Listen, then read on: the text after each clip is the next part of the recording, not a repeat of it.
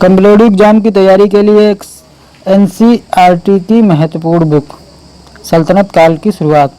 त्रायन के द्वितीय युद्ध में पृथ्वीराज चौहान की पराजय के पश्चात दिल्ली में तुर्क शासकों का राज्य स्थापित हो गया। इन तुर्क शासकों का रहन सहन, भाषा, धर्म तथा शासन करने का तरीका भारतीय शासकों से अलग था। तुर्क शासक सुल्तान की उपाधि धारण करते थे। इन्होंने दिल्ली को शासन का केंद्र बनाया और लगभग 320 साल तक शासन किया। मोहम्मद गौरी की मृत्यु 1206 ईस्वी में हो गई। उसके मृत्यु के समय तक लगभग पूरा उत्तर भारत उसके अधीन हो चुका था। उसने भारत में शासन चलाने के लिए गुलाम अधिकारी नियुक्त कर रखे थे। इन्हीं में से एक योग्य गुलाम अधिकारी कुतुबुद्दीन ऐबक था। गौरी की मृत्यु का समाचार मिलने के बाद कुतुबुद्दीन ऐबक ने स्वयं को भारत में तुर्क राज्य का शासक घोषित कर दिया। यह तुर्क राज्य अब तुर्क सल्तनत कहलाया।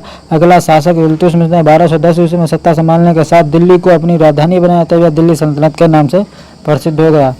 आपको इस बात से हैरानी हो सकती है कि पर उन दिनों गुलाम रखने की प्रथा थी। तुर्किस्तान के युवकों को खरीद कर उन्हें युद्ध और प्रशासन के काम में प्रशिक्षण देकर सुल्तानों को बेचा जाता था, इसलिए वे गुलाम कहलाते थे। सुल्तान की सेवा में आने पर योग्य और होनहार गुलामों को ऊंचे और जिम्मेदारी के पद भी सौंपे जाते थे। सुल्तान मोहम्मद गौरी की सेवा में भी ऐसे कई गुलाम थे और भारत में उसके राज्य का शासन चलाते थे। सल्तनत के सामने चुनौतियाँ। सरदार जिन्हें अमीर कहा जाता था तुर्क और अफगान कबीलों के होते थे। इनमें जाति श्रेष्ठता तथा सल्तनत में ऊंचा स्थान पाने की होड़ रहती थी। इन्हीं अमीर सरदारों में से सुल्तान होता था। सुल्तान होने के लिए सैनिक योग्यता एवं शासकीय क्षमता का होना आवश्यक था। इन क्षमताओं के प्रभाव से वह सुल्तान बन सकता था तथा और तभी तुर्क अमीरों का समर्थन प्राप्त करना भी संभव था। सुल्तान के लिए अमीर सरदारों का समर्थन और विश्वास जरूरी था। उसे हमेशा भय रहता था कि कहीं ये अमीर सरदार आपस में मिलकर कोई षड्यंत्र न करे, अतः सुल्तान का अधिकांश समय इन गुप्त षड्यंत्रों से बचने के लिए उपायों में बीतता था। सुल्तानों को इन अमीर सरदारों में संतुलन भी बनाए रखना पड़ता था। सुल्तान इस्लाम धर्मावलंबी थे तथा बाहरी देशों से आए थे, इसलिए भारतीय जनता पर शासन करने के लिए तुर्क अमीरों, उलेमा, धार्मिक वर्ग आदि को खुश करने के साथ ही हिंदुस्तानी जनता से भी सतर्क रहते थे, क्योंकि सल्तनत में विद्रोहों का भय हमेशा बना रहता था। सल्तनत कालीन शासकों ने आंतरिक शांति बनाए रखने के लिए शासकीय प्रबंध तंत्र तथा राज्य विस्तार एवं बाह्य आक्रमणों से रक्षा के लिए मजबूत सैन्य संगठन भी बनाए। इनमें प्रारंभिक तुर्क, खिलजी वंश, तुगलक वंश, सैयद वंश एवं लोदी वंश प्रमुख थे। ठीक है।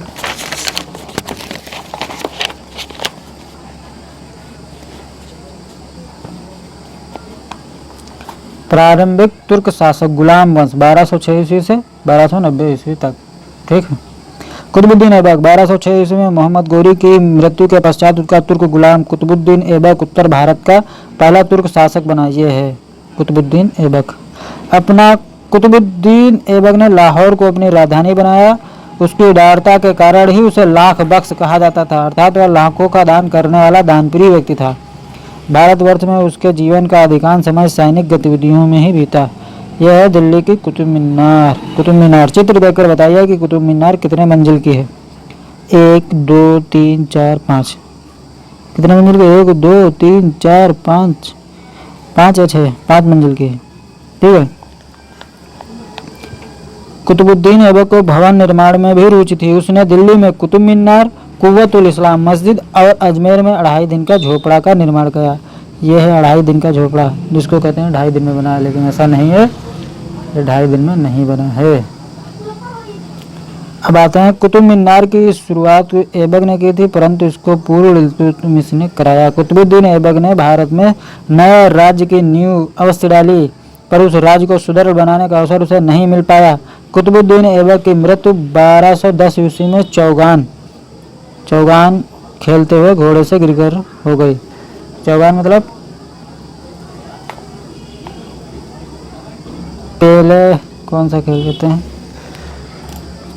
पोलो। चौगान मतलब पोलो खेलते हुए गिरकर मृत्यु हो गई। इल्तुतमिश 1210 ईस्वी से 1236 ईस्वी।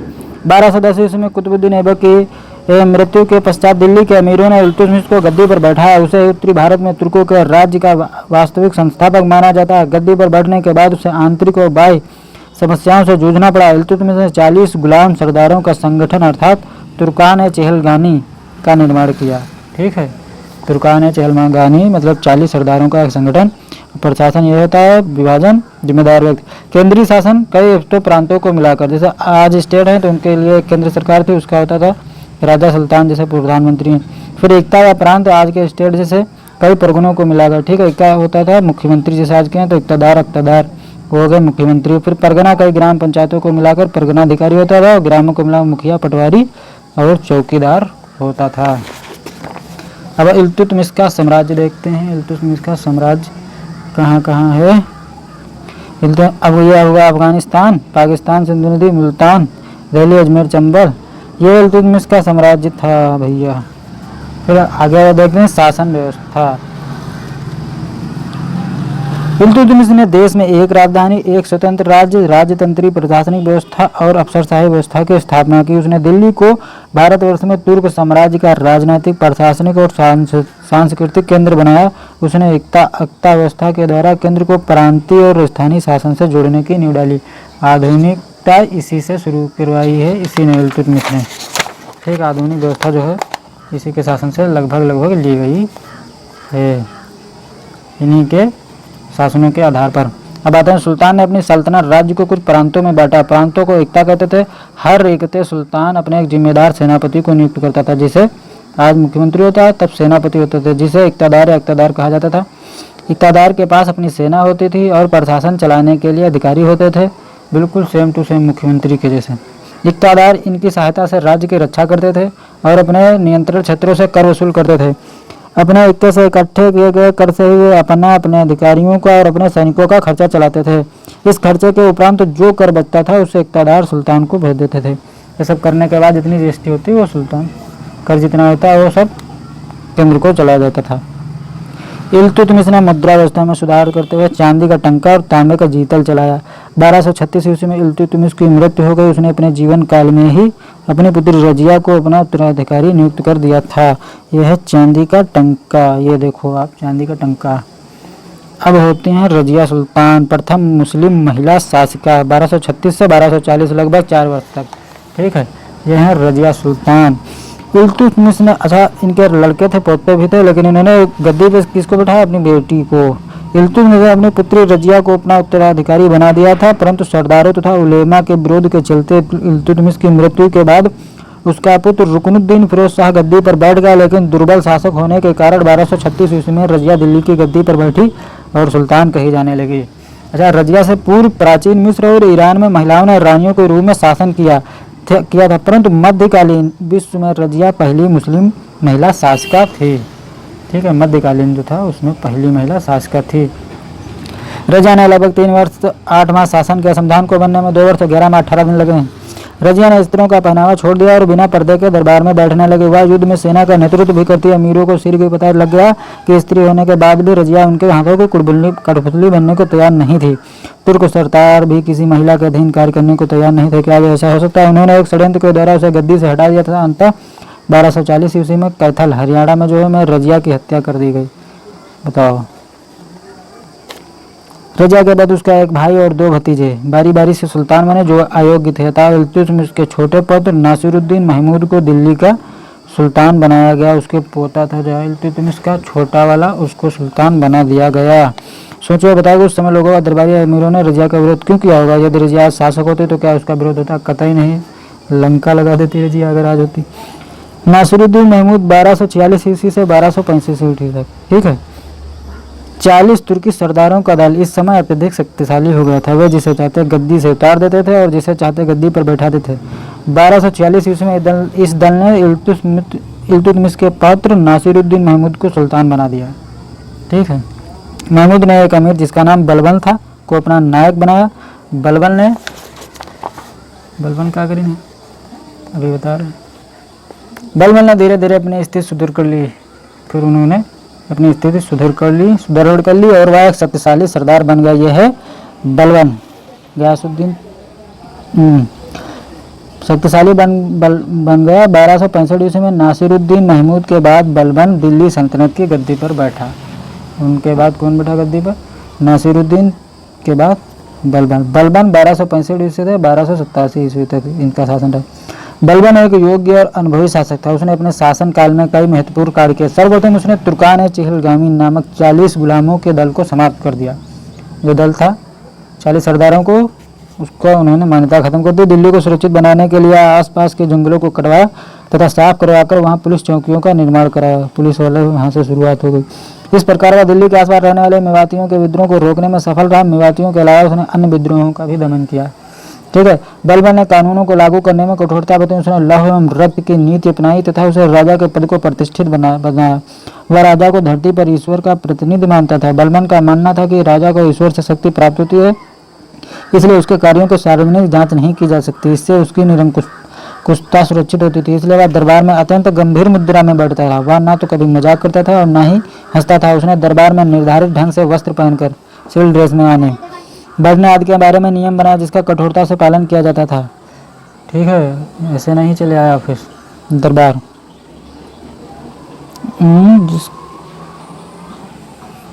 बलबन ने दरबार में सिजदा मतलब घुटनों पर बैठकर सिर झुकाना, पायगोल मतलब पैरों को चूमना नामक ईरानी परंपरा प्रारंभ कराई। ठीक है। दरबार में उसने प्रत्येक वर्ष ईरानी त्यौहार नौरोज मनाने की प्रथा प्रारंभ की। उसने सुदूर और गुप्तचर व्यवस्था बनाई जिससे राज्य की पूरी खबरें गुप्तचर सुल्तान को देते थे। बलबन की प्रमुख विशेषता था कि उसने सदैव न्याय को सुल्तान का प्रमुख कार्य समझा। उसने शांति व्यवस्था बनाए रखने के लिए भी सेना पर भी ध्यान दिया। सैनिकों को संतुलित रखने के लिए उसका वेतन सदैव समय पर दिया। उन्हें सक्रिय रखने के लिए निरंतर अभ्यास पर बल दिया।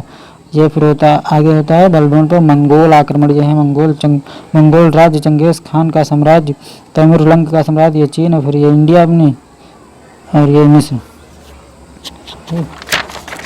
अब उसके बाद आते हैं, बस थोड़ा सा और है, आप देख लें, उसके बाद तो फ्री हो जाते हो ही जाएगा।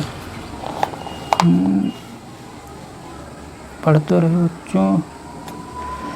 बलबन ने राज्य को बाहरी आक्रमणों से बचाने एवं मंगोलों की शक्ति को रोकने का प्रयास किया। 13वीं शताब्दी के प्रारंभ में एशिया और यूरोप में आक्रमणदाताओं की नई लहर आई।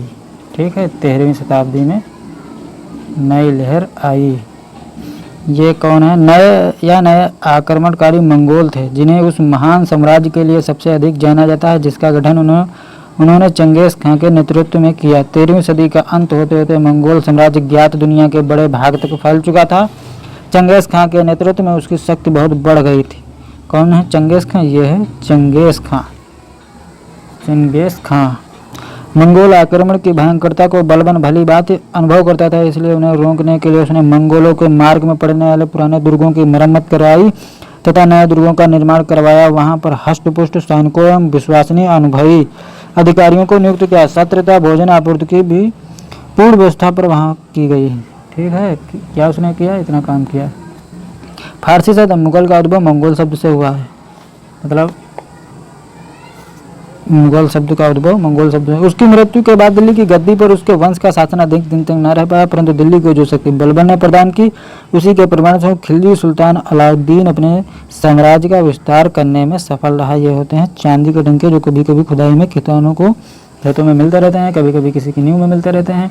अब शब्दावली पर थोड़ा बहुत लिखते हैं। मलिक सरहिंद और पंजाब के मुसलमानों को एक सम्मानजनक उपाधि है जिसको मलिक कहते हैं, वो एक उपाधि है। आज तो मलिक जाति भी हो गई है। इक्ता प्रांतों को इक्ता कहते हैं, आज के स्टेट जिन्हें इक्ता भी कहते थे। मंगोल मध्य एशिया, तिब्बत एवं चीन के क्षेत्रों में रहने वाले मंगोल कौन थे? मध्य एशिया में रहते थे, तिब्बत एवं चीन के क्षेत्र में, मतलब उनको अम्मा चीनी और पिताजी हिंदुस्तानी या ईरानी ये सब होते थे।